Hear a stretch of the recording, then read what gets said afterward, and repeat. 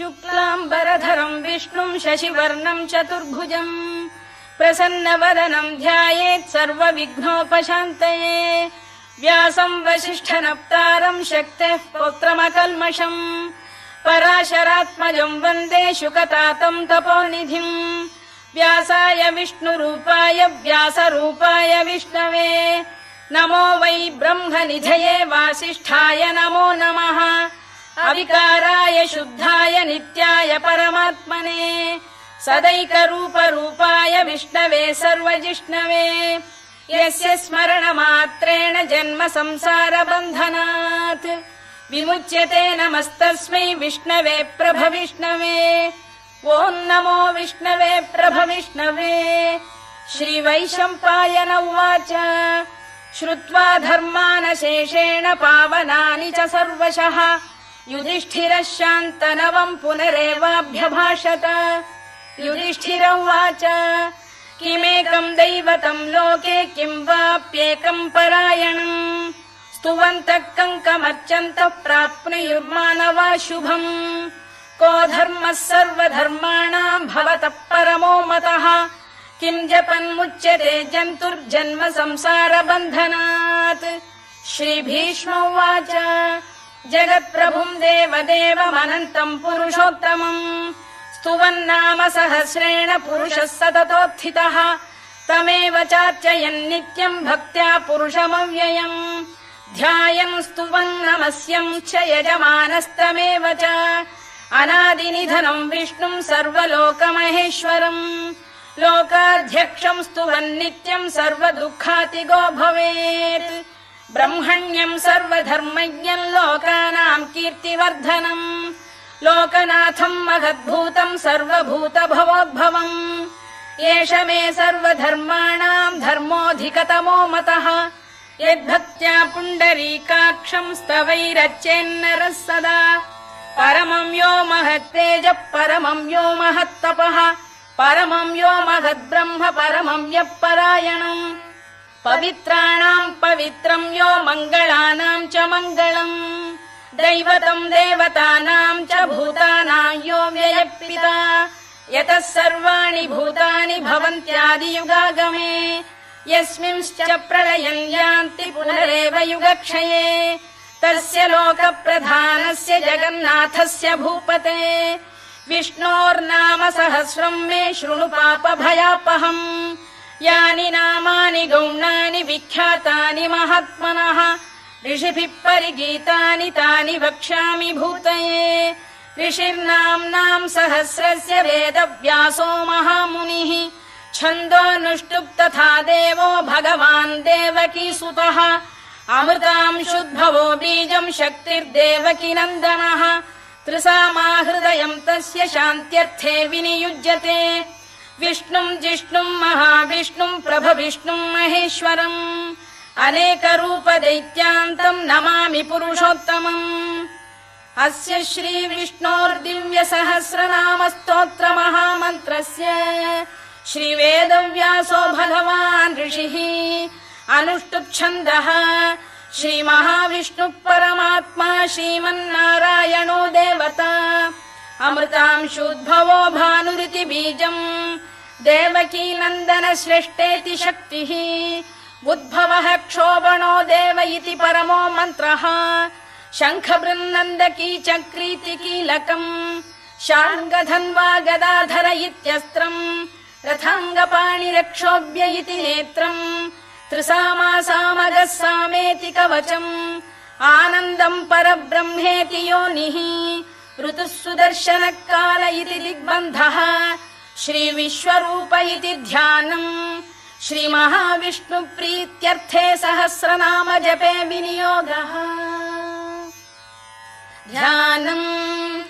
क्षीरोदन्वत्प्रदेशे शुचिमणिविलसत्सैकते मौक्तिकानाम् माला क्लुप्तासनस्थस्फटिकमणिनिभैर्मौक्तिकैर्मण्डिताङ्गः शुभ्रैरभ्रैरदभ्रैरुपरि विरचितैर्मुक्तपीयूषवर्षैः आनन्दीन पुनीयादरि नलिन गदा शङ्खपाणिर्मुकुन्दः भूः पादौ यस्य नाभिर्वियदसुरनिलश्चन्द्रसूर्यौ च नेत्रे कर्णावाशा शिरोद्यौर्मुखमपि दहनो यस्य वास्तेयमब्धिः अन्तस्थं यस्य विश्वं सुरनरखगो भोगि गन्धर्व दैत्यैः चित्रं रम्यते तं त्रिभुवन वपुषं विष्णुमीशं नमामि। ॐ नमो भगवते वासुदेवाय। शान्ताकारं भुजगशयनं पद्मनाभं सुरेशं विश्वाधारं गगनसदृशं मेघवर्णं शुभाङ्गम् लक्ष्मीकान्तं कमलनयनं योगिहृद्ध्यानगम्यं वन्दे विष्णुं भवभयहरं सर्वलोकैकनाथम्। मेघश्यामं पीतकौशेयवासं श्रीवत्साङ्कं कौस्तुभोद्भासिताङ्गम् पुण्योपेतं पुण्डरीकायताक्षं विष्णुं वन्दे सर्वलोकैकनाथम्। नमः समस्तभूतानामादिभूताय भूभृते अनेकरूपरूपाय विष्णवे प्रभविष्णवे सशङ्खचक्रं सकिरीटकुण्डलं सपीतवस्त्रं सरसीरुभेक्षणम् सहारवक्षस्थलशोभिकौस्तुभं नमामि विष्णुं शिरसा चतुर्भुजम्। छायायां पारिजातस्य हेमसिंहासनोपरि आसीनमम्बुदश्याममायताक्षमलङ्कृतम् चन्द्राननं चतुर्बाहुं श्रीवत्साङ्कितवक्षसम् रुक्मिणी सत्यभामाभ्यां सहितं कृष्णमाश्रये।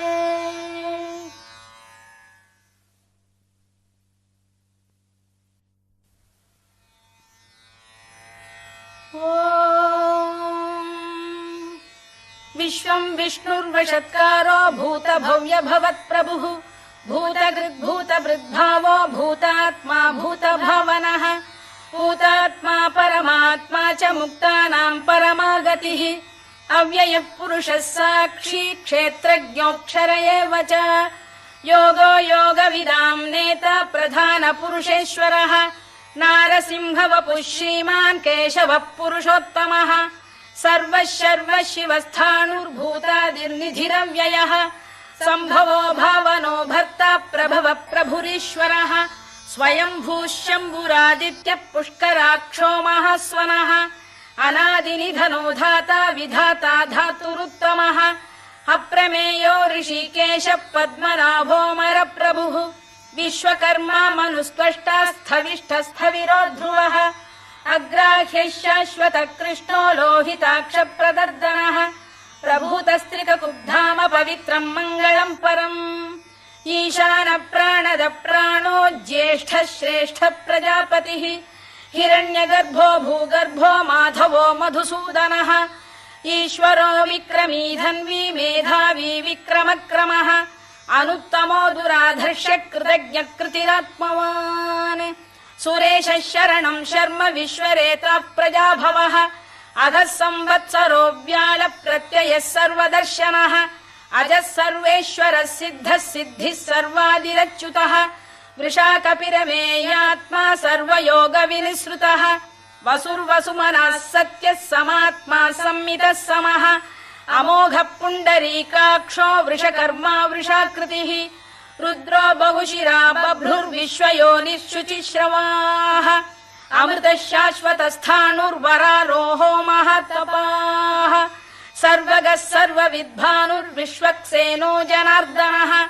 वेदो वेदविदव्यङ्गो वेदाङ्गो वेदवित्कविः लोकाध्यक्षः सुराध्यक्षो धर्माध्यक्षः कृताकृतः चतुरात्मा चतुर्व्यूहश्चतुर्दंष्टश्चतुर्भुजः भ्राजिष्णुर्भोजनं भोक्ता सहिष्णुर्जगदादिजः अनघो विजयो जेता विश्वयोनिः पुनर्वसुः उपेन्द्रो वामनः प्रांशुरमोघः शुचिरूर्जितः अतीन्द्रः सङ्ग्रहः सर्गो धृतात्मा नियमो यमः वेद्यो वैद्यः सदा योगी वीरः माधवो मधुः अतीन्द्रियो महामायो महोत्साहो महाबलः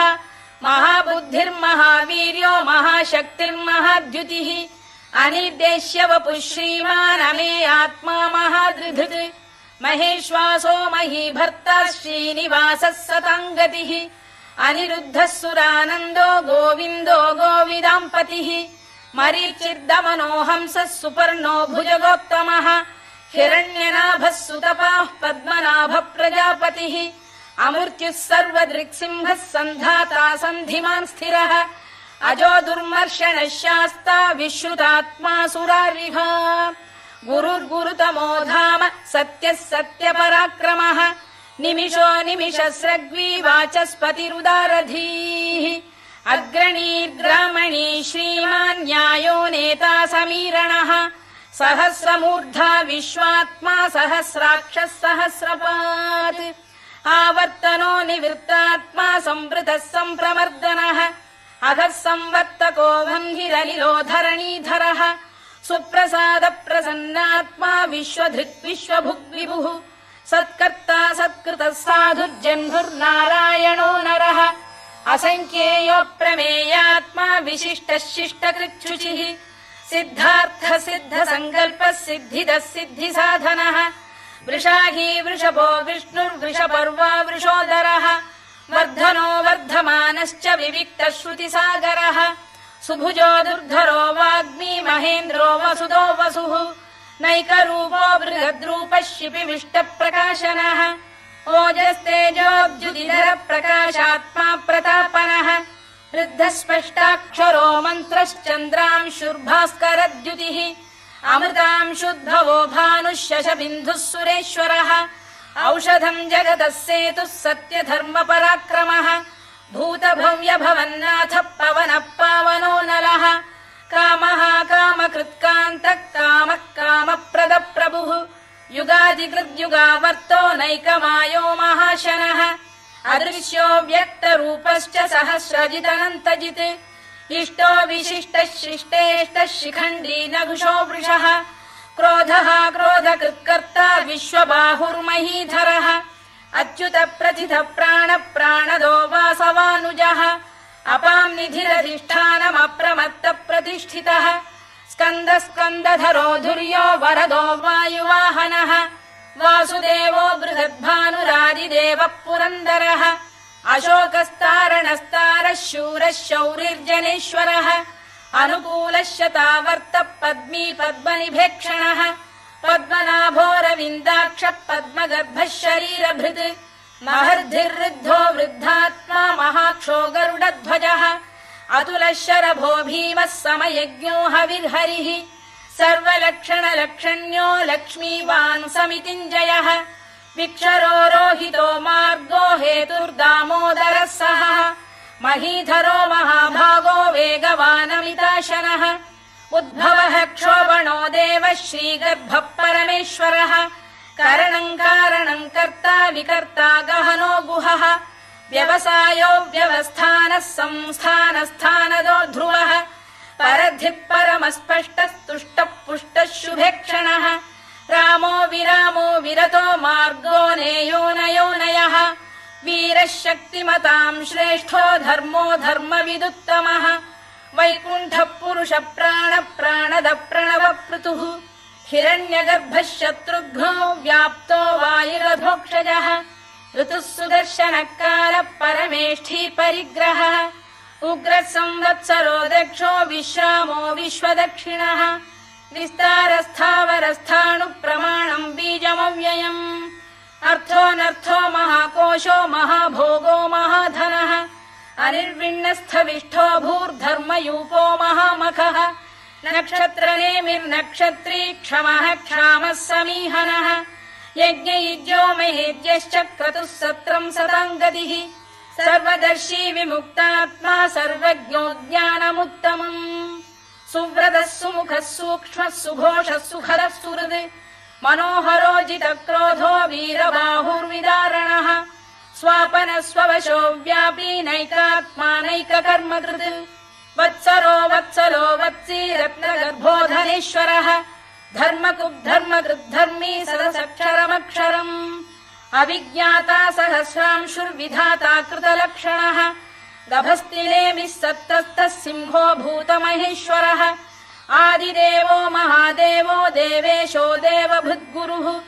उत्तरो गोपतिर्गोप्ता ज्ञानगम्यः पुरातनः शरीरभूतभृद्भोक्ता कपीन्द्रो भूरि दक्षिणः सोमपो मृतपः सोमः पुरुजिः पुरुषत्तमः विनयो जयः सत्यसन्धो दाशार्हः सात्वतां पतिः जीवो विनयिता साक्षी मुकुन्दो मितविक्रमः अम्भोनिधिरनन्तात्मा महोदधिशयोऽन्तकः अजो महार्घः स्वाभाव्यो जितामित्रप्रमोदनः आनन्दो नन्दनो नन्दः सत्यधर्मा त्रिविक्रमः महर्षि कपिलाचार्यः कृतज्ञो मेदिनीपतिः त्रिपदस्त्रिदशाध्यक्षो महाशृङ्गकृतान्तकृत् महावराहो गोविन्दः सुषेणः कनकाङ्गनी गुह्यो गभीरो गहनो गुप्तश्चक्रगदाधरः वेधास्वाङ्गो जितकृष्णो दृढः सङ्कर्षणोच्युतः वरुणो वारुणो वृक्षः पुष्कराक्षो महामनाः भगवान् भगहानन्दी वनमाली हलायुधः आदित्यो ज्योतिरादित्यः सहिष्णुर्गतिसत्तमः सुधन्वाखण्ड परशुर्दारुणो द्रविणप्रदः दिवस्पृक् सर्वदृग्व्यासो वाचस्पतिरयो निजः त्रिसामासामगः साम निर्वाणम् भेषजम् भिषट् सन्न्यासकृच्छमः शान्तो निष्ठा शान्तिपरायणम् शुभाङ्गः शान्तिदः स्रष्टा कुमुदः कुवलेशयः गोहितो गोपतिर्गोप्ता वृषभाक्षो वृषप्रियः अनिवर्ती निवृत्तात्मा संक्षेप्ताक्षेमकृत् शिवः श्रीवत्सवक्षः श्रीवासः श्रीपतिः श्रीमताम्बरः श्रीधः श्रीशः श्रीनिवासः श्रीनिधिः श्रीविभावनः श्रीधर श्रीकर श्रेयः श्रीमान् लोकत्रयाश्रयः स्वक्षः स्वङ्गः शतानन्दो नन्दिर्ज्योतिर्गणेश्वरः